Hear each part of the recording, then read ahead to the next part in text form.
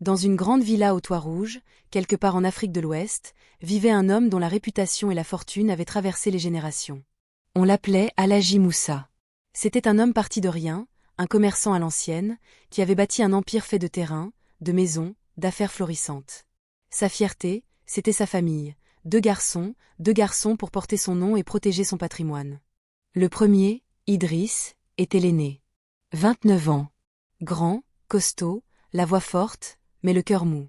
Depuis tout petit, on l'encourageait à l'école, on l'incitait à apprendre le commerce, à suivre les traces de son père. Mais Idriss avait toujours préféré la facilité. Il vivait de l'argent de poche de son père, ne travaillait pas, passait son temps dans les bars, flânait avec ses amis. Même lorsque le père tentait de le raisonner, il souriait et disait « Papa, la richesse, c'est dans le sang. Moi je vais gérer ça quand tu partiras, pas besoin d'étudier. » Le second fils, Ibrahim, 25 ans, était tout son contraire. Sérieux, ambitieux, diplômé des meilleures écoles, il parlait anglais, français et un peu chinois. Il dirigeait déjà une entreprise de logistique au port de la capitale, et rapportait même de l'argent à la famille avant de recevoir l'héritage. Son père l'adorait et le considérait comme son digne successeur. « Ibrahim, mon fils, toi au moins tu portes mon nom avec fierté », lui répétait-il souvent. Mais un jour, le destin frappa, Alhaji Moussa tomba gravement malade. Tout le quartier venait le visiter, les imams priaient à son chevet, on sacrifiait des poulets, on brûlait de l'encens pour le sauver. Mais rien n'y fit. Il rendit l'âme un mercredi à l'aube, laissant derrière lui un empire et un vide béant. Son enterrement fut digne d'un roi. Des centaines de personnes. La famille venue de loin. Des proches effondrés. La poussière rouge du cimetière. La lecture des sourates. La terre qu'on jetait sur le cercueil. Idriss, l'aîné, pleurait, mais ses yeux brillaient déjà d'autre chose. D'une envie. D'une soif. Il se disait « Enfin c'est mon tour de régner ». Mais le lendemain, la famille convoqua une grande réunion d'héritage. Dans le grand salon à carreaux blancs, sous le ventilateur grinçant, tous les héritiers, les tantes, les oncles, les amis proches s'étaient assis en cercle. Un oncle, chargé de diriger la lecture du testament, prit la parole d'une voix solennelle. « Mes frères, mes sœurs, aujourd'hui nous allons honorer les dernières volontés de notre regretté Alhaji Moussa. » Il expliqua que le patrimoine serait partagé équitablement. Des terrains, des maisons, plusieurs comptes bancaires. Mais la gestion et l'administration générale seraient confiées aux plus capables des fils. L'oncle leva les yeux. Et selon la volonté écrite de notre frère Moussa, c'est Ibrahim, le plus jeune, qui devient administrateur de tous les biens. Idriss serra le poing. Son regard devint noir. « Kui » hurla-t-il. « Moi je suis l'aîné. C'est moi qui dois gérer. » Des murmures parcoururent la salle. On entendit une tante rétorquer. « Mais tu n'as jamais rien fait de ta vie, Idriss. C'est normal qu'on confie ça à ton frère. » Idriss tremblait de rage, le front en sueur. Il regarda son cadet avec un mélange de haine et de jalousie. Ibrahim, lui, restait humble, baissant la tête. « Grand frère, je ne fais qu'accepter la volonté de papa. Si tu veux, on travaillera ensemble. »« Travailler avec toi ?» cria Idriss. « Tu veux me rabaisser ?» Idriss se leva, gifla la table, et sortit en claquant la porte. Toute la famille resta silencieuse, glacée, comme figée dans le temps. Personne n'osa le retenir. « Il ne me pardonnera jamais », pensa Ibrahim. Ce jour-là, un poison s'était glissé dans le cœur d'Idriss. Et ce poison, il allait le mener plus loin que quiconque n'aurait pu l'imaginer. Idriss ne dormit pas la nuit qui suivit la réunion. Il tournait en rond dans sa chambre, les yeux grands ouverts, la mâchoire serrée. Chaque fois qu'il fermait les paupières, il revoyait le visage d'Ibrahim, humble, respectueux, baissant la tête devant la famille. Ce même Ibrahim à qui on avait confié tout le pouvoir, comme si lui, l'aîné, n'était qu'un bon à rien. La rage le dévorait, il avait l'impression d'étouffer. Depuis l'enfance, Idriss avait toujours pensé que son droit d'aînesse le protégerait de l'échec, qu'il hériterait automatiquement, que tout lui reviendrait. Mais voilà qu'on le privait de la clé du royaume, qu'on le rejetait comme un vulgaire figurant. Au petit matin, le visage couvert de sueur, il sortit prendre l'air. Un ami d'enfance, Yahya, le trouva assis sur un banc près du grand arbre de la concession. Il le salua et remarqua son air préoccupé. « Idriss, ton regard fait peur. Qu'est-ce qui se passe ? » « Tout m'a échappé, Yahya. Mon propre frère veut m'humilier. Ils lui ont confié les affaires de mon père. Moi, l'aîné, je n'ai rien. Ce n'est pas normal, répondit Yahya. Ton père a dû être ensorcelé avant sa mort. Ton petit frère, c'est un malin. Il a pris ta place. Que veux-tu que je fasse? Ils m'ont tous tourné le dos. Écoute-moi, dit Yahya en baissant la voix. Il y a un marabout très puissant au village de Kétékété. Il a déjà réglé des affaires comme ça. Si tu veux, je peux t'y conduire. Idriss le regarda avec un mélange de peur et de curiosité. Jamais il n'avait imaginé recourir à la sorcellerie, mais sa haine était trop grande. J'accepte. Conduis-moi là-bas. Ils partirent dès l'après-midi. Après 1 heure de route sur des pistes poussiéreuses, ils atteignirent une case isolée, entourée de statues inquiétantes et de talismans suspendus aux arbres. Devant la porte, un vieil homme à la peau fripée, portant un bonnet rouge, les attendait comme s'il savait déjà leur venue. « Approche, Idriss, dit le marabout, la voix grave et rauque. Je t'attendais. » Idriss sentit son cœur se serrer. Il entra dans la pièce, l'air lourd de fumée et d'odeurs âcres. Des coquillages étaient éparpillés sur le sol, et un petit autel trônait dans un coin. « Je sais pourquoi tu viens, » continua le marabout. « Tu veux prendre la place de ton frère. »« Oui, maître. C'est mon droit. Je ne supporte pas que mon petit frère me marche dessus. »« Je vois. Mais sache une chose, ton frère est protégé. Son père l'a béni avant de mourir, son ombre veille encore sur lui. Tenter de le tuer serait très difficile. »« Impossible ?» demanda Idriss, inquiet. « Rien n'est impossible, mais dangereux. Nous pouvons essayer. » Idriss hocha la tête. Il ne voulait plus reculer. Le marabout se leva, prit un coq noir, le sacrifia devant Idriss, et aspergea le sol de sang frais en murmurant des incantations. Puis il sortit une petite calebasse remplie d'une poudre blanche. « J'enverrai un esprit pour le pousser dans la mort. Quand il descendra un escalier, une force le fera trébucher. Mais s'il survit, je n'irai pas plus loin sans autre offrande. » Idriss accepta, le ventre noué. Il donna une grosse liasse de billets au marabout, qui ferma les yeux et commença à psalmodier, appelant des forces invisibles. Idriss sentit un frisson glacé lui remonter la colonne. Il avait l'impression que la nuit tombait plus vite que d'habitude, comme si le temps même voulait fuir ce rituel. Le marabout conclut. « Maintenant, rentre chez toi et attends. Il tombera, et la voie sera libre. » Idriss repartit, le cœur battant, le regard halluciné. Il avait le sentiment d'avoir vendu son âme, mais il n'y avait plus de retour possible. Le lendemain, Ibrahim, comme à son habitude, quitta la maison de leur défunt père pour aller superviser des travaux sur un terrain familial. Il descendit l'escalier en marbre, large et poli, qui menait à la grande cour. Soudain, alors qu'il atteignait la 3e marche, il sentit une force invisible lui agripper la cheville. Son corps bascula brutalement en avant, il perdit pied, ses bras battirent l'air, et il roula de tout son poids sur les marches. Sa tête heurta violemment le rebord d'une marche, son cou se tordit, son dos frappa la pierre. Tout se passa en quelques secondes. Il poussa un cri déchirant, puis resta au sol, immobile, le souffle coupé. Autour de lui, les employés et la famille hurlèrent, accoururent pour le relever. Idriss, qui observait la scène depuis le balcon, sentit un sourire lui échapper, comme une bête qui goûte à la victoire. Mais ce sourire s'effaça aussitôt. Ibrahim ouvrit les yeux, se redressa lentement, bien que tremblant, et réussit à s'appuyer sur son coude. Il était vivant.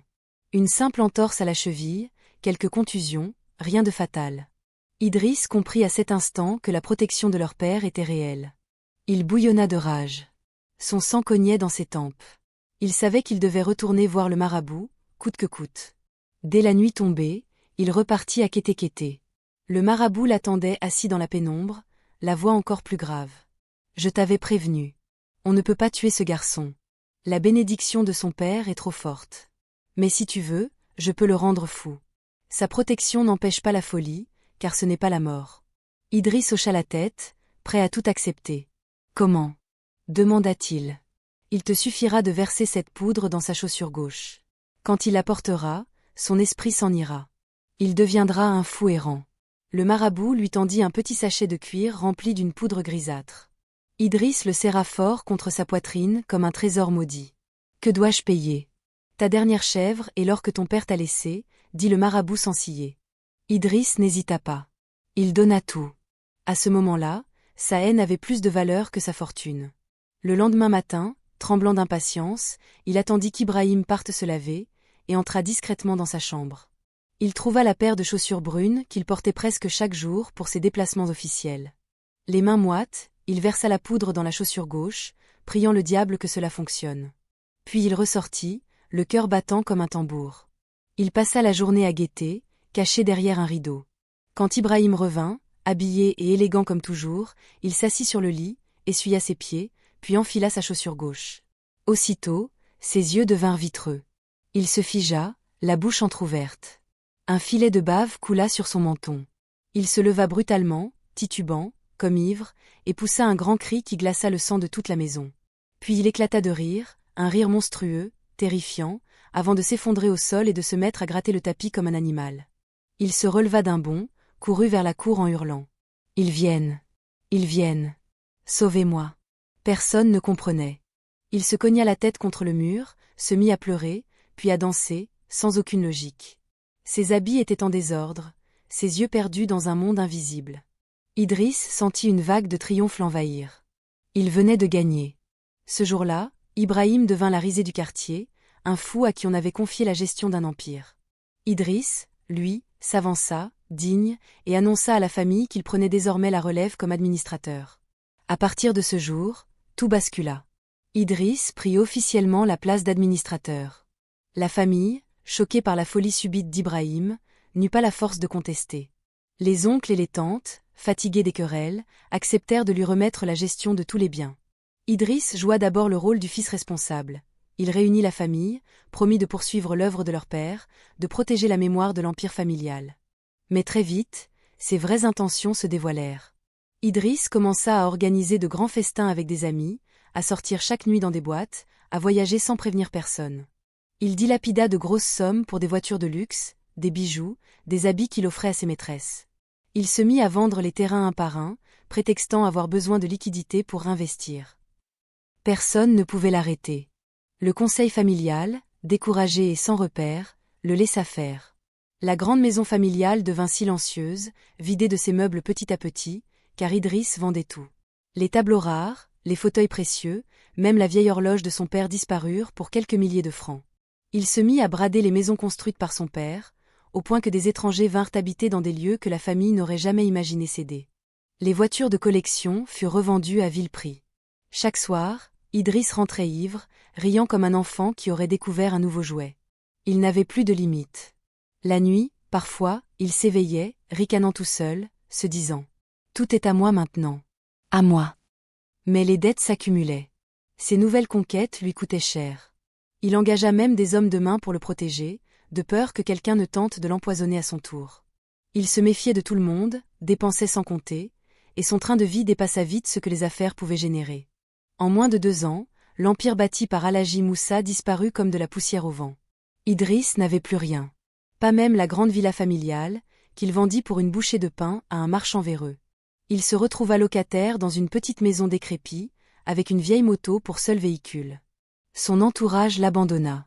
Ses amis, qui profitaient de ses fêtes, disparurent les uns après les autres quand l'argent cessa de couler. Les femmes le fuirent.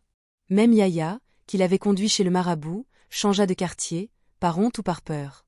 Idriss devint amer, rancunier, passant ses journées à ressasser ses erreurs, à maudire le sort, à se plaindre que la famille ne l'avait pas soutenu. Il se mit à boire du matin au soir, sans plus de dignité. Son regard se vida, sa voix se fit tremblante. Il n'était plus que l'ombre de lui-même. Pendant ce temps, Ibrahim, toujours fou, errait dans les rues. Ses vêtements étaient déchirés, son corps amaigri, ses cheveux en bataille.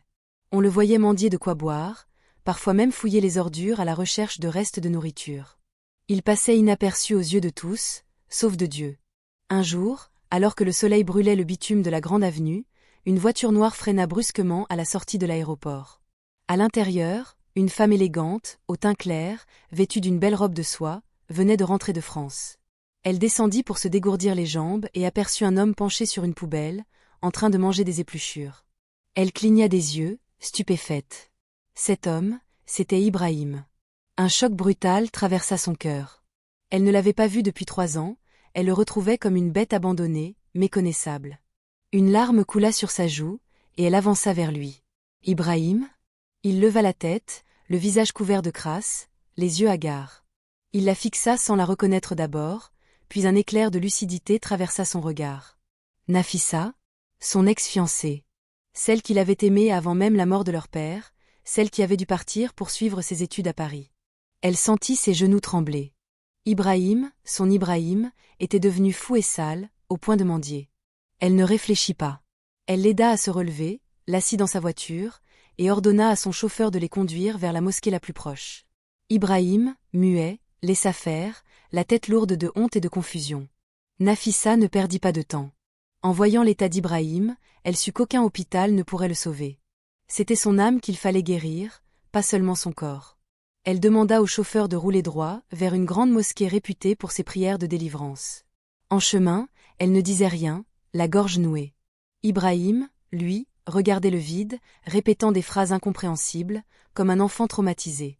Il tremblait, ses ongles étaient noirs de saleté, sa chemise déchirée. Nafissa posait parfois sa main sur son épaule, mais il ne réagissait même pas. Arrivée à la mosquée, elle descendit la première, appela les responsables, expliqua la situation. Ils acceptèrent de l'accueillir et de le prendre en charge. Ibrahim fut conduit dans une petite salle isolée, où un imam expérimenté vint à son chevet. Dès le premier soir, on le fit boire de l'eau coranisée, on récita pour lui des versets protecteurs.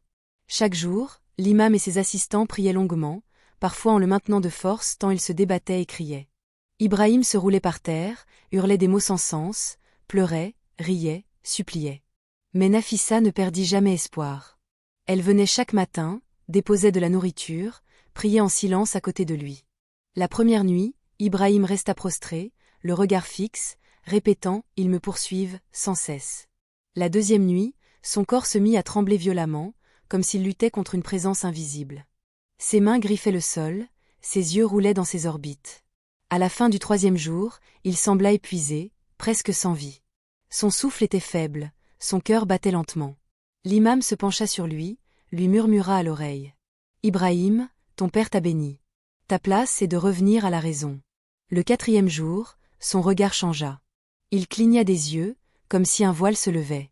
Ses lèvres remuèrent. « Nafissa, où suis-je » Elle fondit en larmes, s'agenouilla près de lui. « Tu es sain et sauf maintenant. Dieu t'a rendu à moi. » Ibrahim tenta de se lever, mais son corps était trop faible. Il resta allongé, tenant la main de Nafissa, comprenant peu à peu ce qui s'était passé.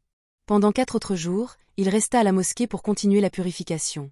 Il fit des ablutions, mangea sainement, pria à voix basse, et chaque jour retrouvait un peu plus de lucidité. Au bout d'une semaine, il se leva, droit, fort, les épaules solides comme avant. Son esprit était clair, son âme lavée. Il regarda Nafissa avec gratitude. « Si tu n'étais pas revenu, je serais mort comme un chien. Je ne pouvais pas te laisser, Ibrahim. Même si le monde entier t'abandonne, moi je te défendrai toujours. » Ibrahim serra sa main, pleura de soulagement.